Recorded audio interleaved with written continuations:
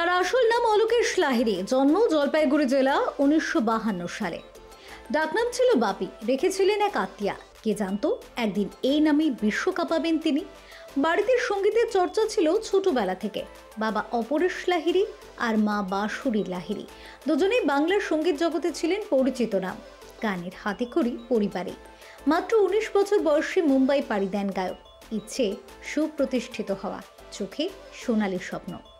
1973 সালে হিন্দি ভাষায় নির্মিত ননহার শিকারী ছবিতে তিনি প্রথম গান রচনা করেন। তারপর তাহির হোসেনের জখমি চলচ্চিত্রে কাজ করেন। মাত্র 11 বছর বয়সে নাকি প্রথম গানের সুর দিয়েছিলেন তিনি। অসম্ভব দ্রুত গতিতে সবকিছু ধরে নেওয়ার ক্ষমতা তার।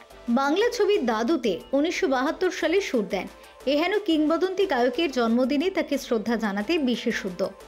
বাপি লাহিড়ীর জন্মদিন উপলক্ষে আয়োজিত হয়েছিল কভি অলবিদা না কেহনা।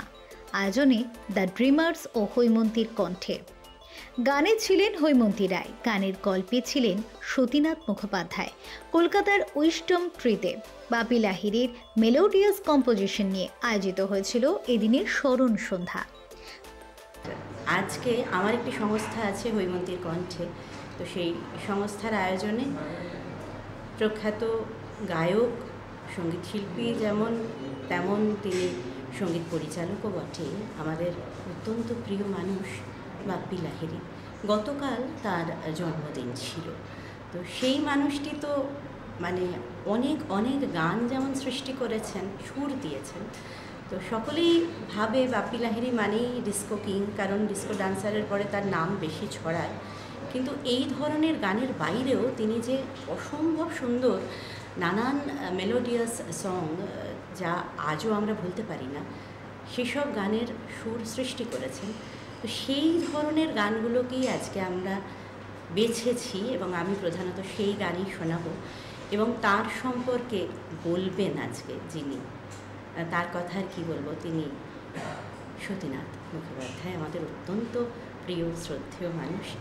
তো আমরা দুজনে মিলে আজকে চেষ্টা করব আমাদের প্রিয় গায়ক, সঙ্গীত পরিচালক, সুরকার বাপ্পি লাহিড়ীকে স্মরণ করতে।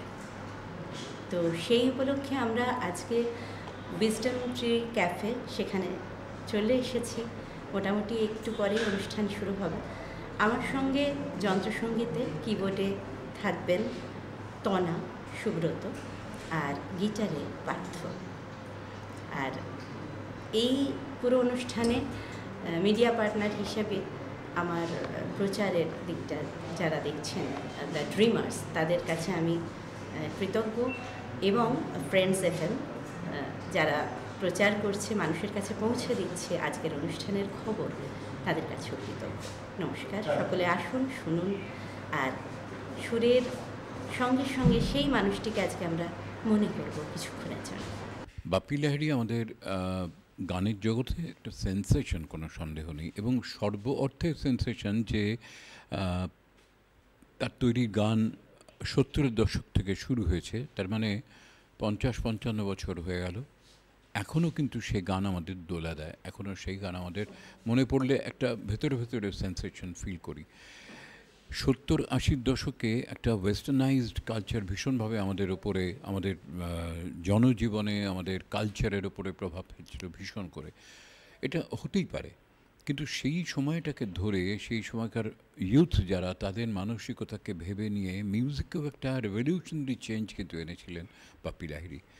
এবং ওই ডিস্কো ব্যাপারটা আমাদের ভারতীয় কালচারের মধ্যে যেভাবে উনি ইনফিউজ করেছিলেন, এবং আমরা ভাবতে খুব ভালো লাগে যে একই সময় মিঠুন চক্রবর্তীর উত্থান, এরা দুজনে মিলে কিন্তু হিন্দি ছবির জগৎটা একটা মানে মাতিয়ে দিয়েছিলেন, নাড়িয়ে দিয়েছিলেন। সেটা কিন্তু এখনও চলেছে। এখন আমরা গান নিয়ে অজস্র এক্সপেরিমেন্ট দেখি, এবং বাপ্পি লাহিড়ী কিন্তু ক্রমান্বয়ে সেই এক্সপেরিমেন্ট করে গেছেন, কি মেলোডিয়াস গানে বাংলায়, একইভাবে হিন্দিতেও।